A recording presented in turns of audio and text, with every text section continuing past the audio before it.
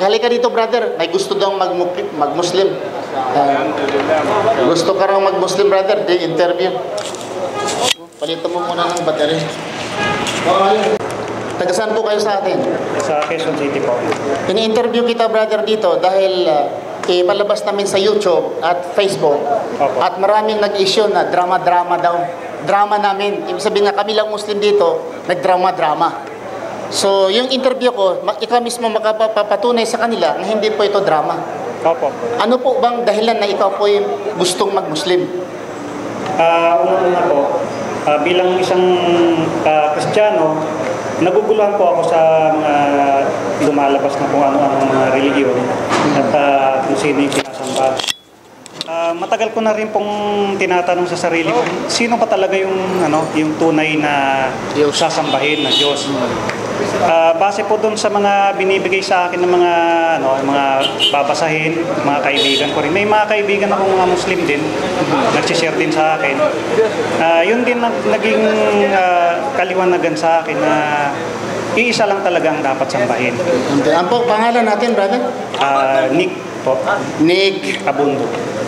Abundo. Yung tatay mo, interview ko ito, tatay, nanay, para malaman nila talaga na tunay ka ikaw na ay Kristiyano. Opo. Yung father, Katoliko po siya. ang mga pangalan niya, Felix Abundo. Felix Abundo. Abundo. Nanay ay si... Pilar. Taga saan po? Ang parents mo ngayon, nasaan sila? Yung tatay ko po, pumanaw na po. Pumanaw na po. Malit pa ako. Okay. Yung nanay ko po nasa Pilipinas po. Sa Pilipinas. Sa Quezon City. Ikaw po ngayon at ang pamilya mo, may asawa ka na, di ba ba? Opo. Maghanda ka na dahil pagkatapos nito mag-Muslim, sabi nila, ready ka na daw mag-asawa ng 4. Hindi na. Inggit lang sila. Inggit sila eh. Hindi naman po yun yung importante sa pagiging Islam. Kung bagang papalarin, sabi nila kung papalarin, kung may mag-apply, gwapong lalaki pa man, di ba? Okay. So, ngayon, mag-Muslim po, brother, ito po ang batayan or ruling sa isang tao mag-Muslim. Maniniwala po siya na si Allah lamang nag-iisang Diyos. Tanggap niya na si Allah ang Diyos. Na ang si Allah ay walang nanay, walang tatay, walang apo, walang anak. Si Allah. Dahil kung may anak, may apo. So, hindi kami maniniwala nga si Allah may anak. Dahil kung may anak, may apo. Hindi po ba? Isang pamilya. Oo. At saka kung ang Diyos ay may nanay, ay may tatay, ay pamilyado. Pamilyado. Pamilya ang Diyos, isang pamilya. Okay? Hindi tayo naniwala doon. Hindi. Si Allah ay talagang nag-isa lamang. Hindi po siya nagugutom, hindi siya kumakain, hindi siya natutulog, hindi siya nakalimot, hindi siya namatay. Tanggap mo, mas ito si Allah. Opo. Okay.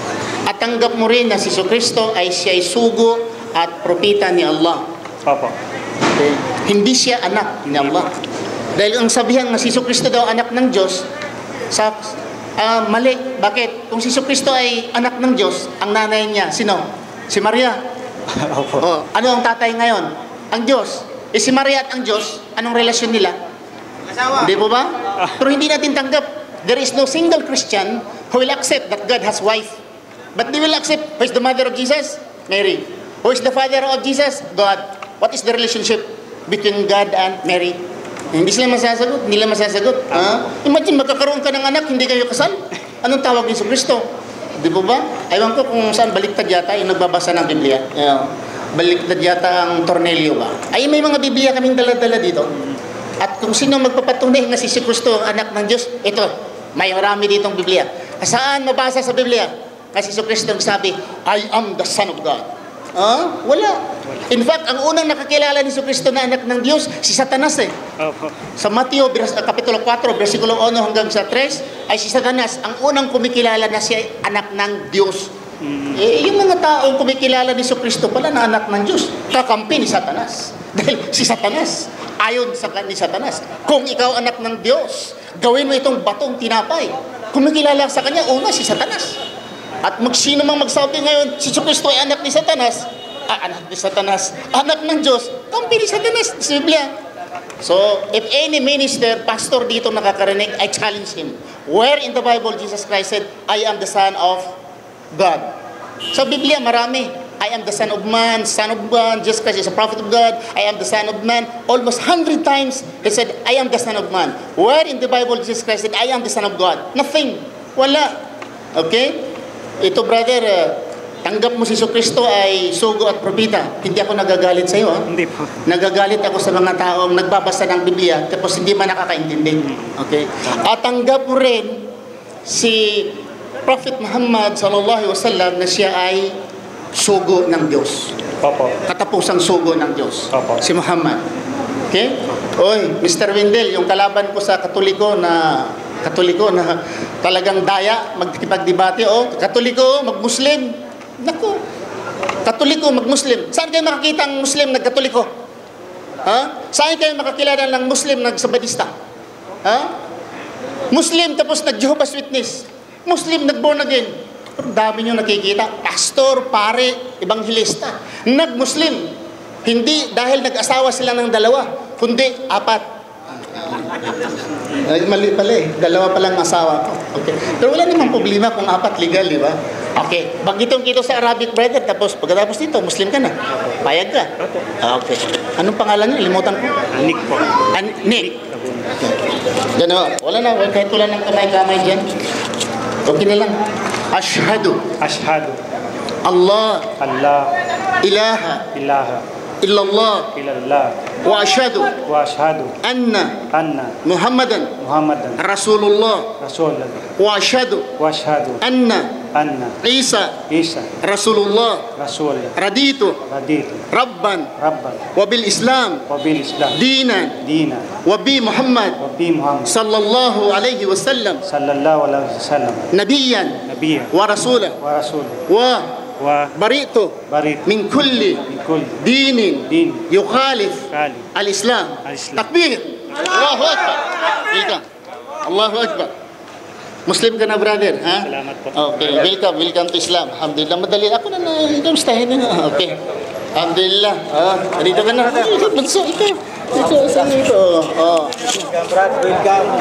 So yun po mga kababayan, mga kapatid, ating nasaksihan ng isang Romano Katoliko na kanyang niyakap ang pananampalatayang Islam.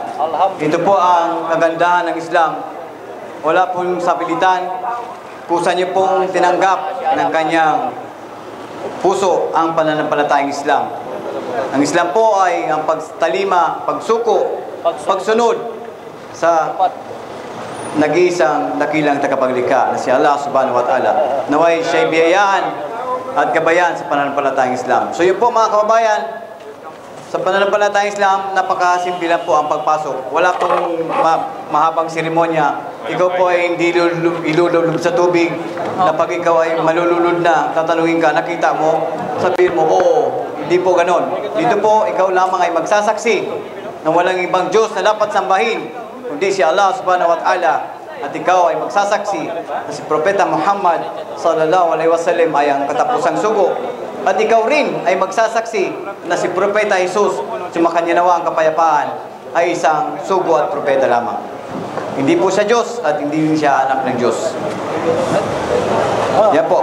So sino pa po ang may mga katanungan, at kung sino pa po sa inyo ang sa tingin niya ang kagandahan ng Islam ay mabuti, pwede niyo pong yakapin dito po sa Sukaseri ng inyong kusang loob na pagpasok. So sino pa po ang may mga katanungan habang nagyayakapan po ang mga kapatid niya sa pananampalatayang Islam? Aming pong iikot ulit ang aming mic. Sino po sa inyo ang may mga katanungan, mga kababayan, mga kapatid? Welcome po. Sino po ang may katanungan? Iikot po ang aming mic. Kapatid, magdala ka ng regalo. Okay, may tanong? Wala. Okay, ano? Waalaikumsalam. Anong tanong natin, kapatid? Ngayon po ay araw ng Eid. Opo. Sa Hajj po ay meron sa application kaya awang na pagsasacrifice si Propeta Abraham. Opo. Gusto ko lang po malaman kasi kung ako ay Kristiyano pa, ang paniniwala